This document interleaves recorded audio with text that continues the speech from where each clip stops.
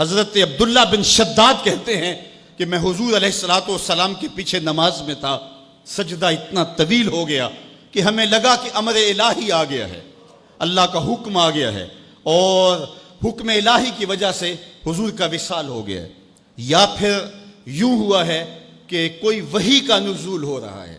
کہتے ہیں میں نے تھوڑا سا سر اٹھا کے دیکھا تو کیا منظر دیکھتا ہوں کہ حسین ابن علی حضور کی پشت پہ بیٹھے اور میرے آقا سجدے کو طول دے رہے ہیں۔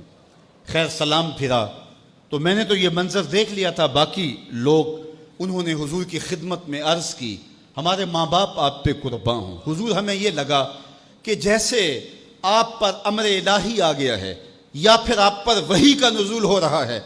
تو آقا کریم نے ارشاد فرمایا کہ میری پشت پہ میرا شہزادہ بیٹھا تھا۔ اللہ اکبر، حضور حسین ابن علی کے لیے سجدے کو طول دے رہے ہیں۔ آج اگر سجدے کو طول دیا ہے تو کل ایک لمبا سجدہ پھر حسین نے بھی کیا اور اس سجدے کی لاج نبھائی۔ آپ جانتے ہیں جب حضرت امام حسین کا سر انور دست قاتل نے کاٹا تو اس وقت سر کہاں تھا؟ سجدے میں جھکا ہوا تھا۔ اللہ اکبر، سجدے میں سر انور تن نور سے جدا کیا گیا۔ اللہ اکبر۔ حضرت نبی رحمت عرفات کے میدان میں کھڑے ہیں تو کسی نے آ کے کہا اے اللہ کے محبوب، فلاں شخص فلاں آدمی لبیک لبیک پکارتا ہوا حج کرنے آ رہا تھا، اونٹ سے گرا ہے، گردن کی ہڈی ٹوٹ گئی، موت واقع ہو گئی ہے، کیا حکم ہے؟ فرمایا اسے احرام میں ہی کفن دیا جائے، جنازہ پڑھو اور اس کی تدفین کر دو۔ اور پھر ارشاد فرمایا کل قیامت کے دن جب قبر سے اٹھایا جائے گا ملبین، اس کے لبوں پہ لبیک اللہم لبیک کی صدائیں ہوں گی، یہ تلبیہ پڑھتا ہوا اٹھے گا، کیونکہ جس حالت میں موت آتی ہے اسی حالت کے اندر وہ اٹھایا جاتا ہے۔ تو یہ حضور کا فرمان سامنے رکھنے کے بعد ذرا میرے جملوں کی طرف غور کیجئے۔ حسین ابن علی کا سر قاتل نے اس وقت کاٹا جب سجدے میں جھکا تھا، اور قبروں سے اٹھائے جائیں گے لیکن حسین ابن علی کا سر سجدے سے اٹھایا جائے گا۔ تو حسین تو آج بھی سجدے میں ہے۔ اتنا طویل سجدہ کسی نے نہیں کیا جو حسین ابن علی نے کیا۔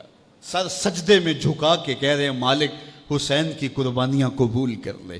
آپ کو وہ منظر بھی یاد ہوگا جب فرشتوں نے کہا تھا مالک حضرت انسان کو اپنا خلیفہ بنا رہے، تیری تسبیح تو ہم بولتے ہیں، سجدے تو ہم کرتے ہیں، قیام اور رکوع تو ہم کرتے ہیں، اور یہ انسان تو دھینگا مشتی شر اور فساد کرے گا، تو حضرت انسان کو اپنا نائب بنا رہا ہے۔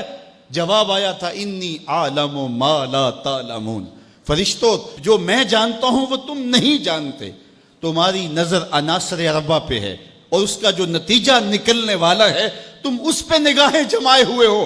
آگ، ہوا، مٹی، پانی، ان چاروں کا مجموعہ فساد نہیں کرے گا تو اور کیا ہوگا، شر نہیں کرے گا تو اور کیا ہوگا، لیکن تمہیں یہ نہیں پتا کہ اگر اس عناصر اربعہ میں محمد عربی کا لعاب مل جائے تو پھر حسین بنتا ہے، اور تم کہتے ہیں سجدے ہم کریں گے، رکوع ہم کریں گے۔